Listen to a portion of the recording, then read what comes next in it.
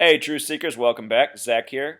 Briefly, I want to talk about this Wonderlic test. If you're not familiar with what the Wonderlic test is, it's what the NFL uses to test its players out of college who are entering the NFL draft, who are aiming to become a part of one of the professional football teams. The test dates back to 1936. It lasts for 12 minutes, 50 questions. It said that very few people can get through all 50 questions in 12 minutes.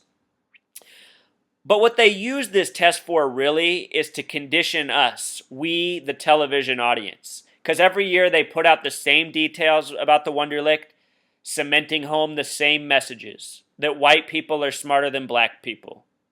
That's the whole reason we get the Wonderlic information that we do, because that's always the way they carry it. They love to compare the white quarterback and the black quarterback and how the white quarterback always has the superior Wonderlic score.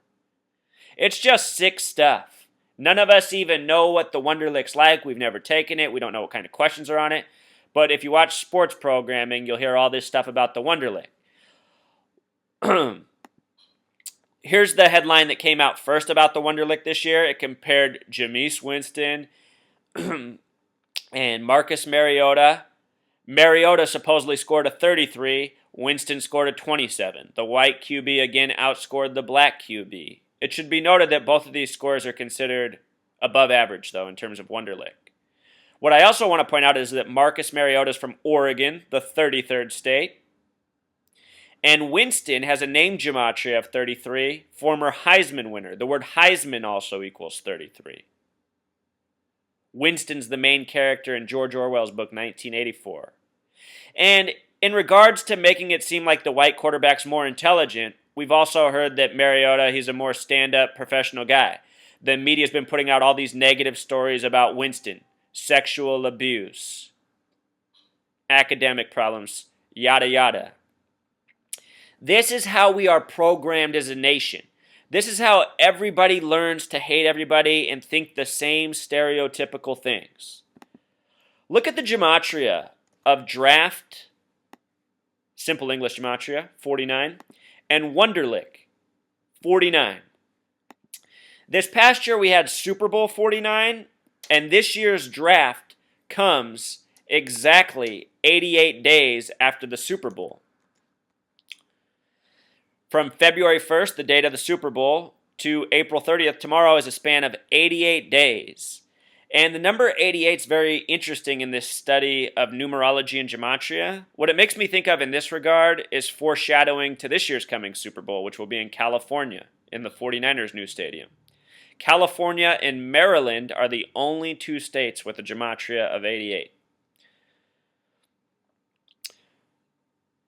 The other thing I want to point out is that this year's draft is in Chicago instead of New York, where it routinely is. Chicago is just a hair off the 88th meridian. It's on the 87th meridian. And also, Illinois is the 21st state. With regards to this past year's Super Bowl, the number 21 was crucial.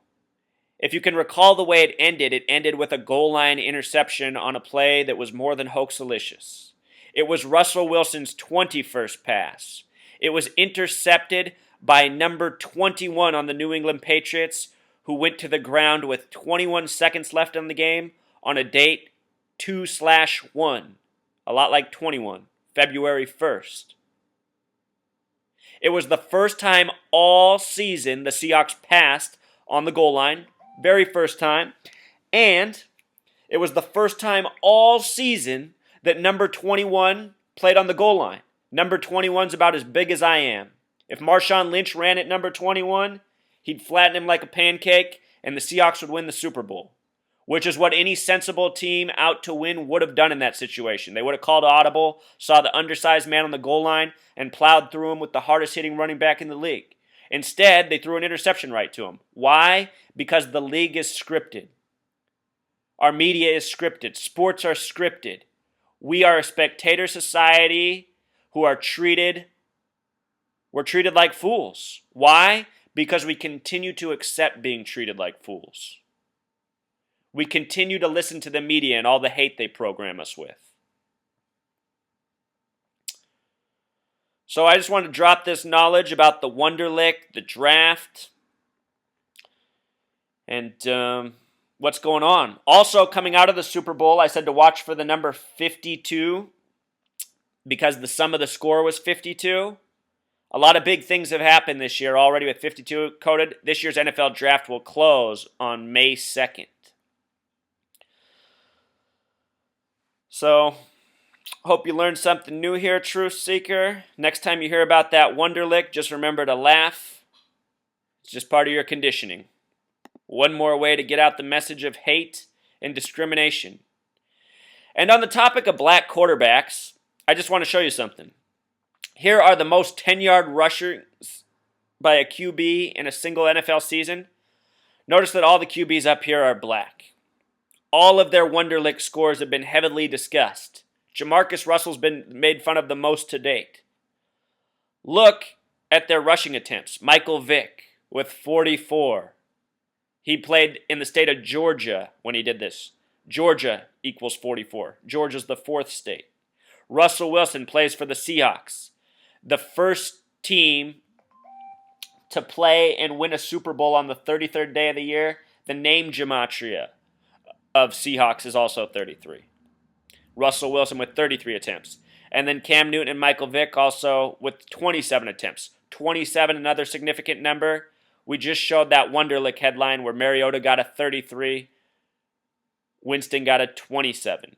27 is 3 times 9. 33 is 3 times 11. Breaks down to 11s and 9s. So just wanted to get this message out. Until next time, Truth Seeker.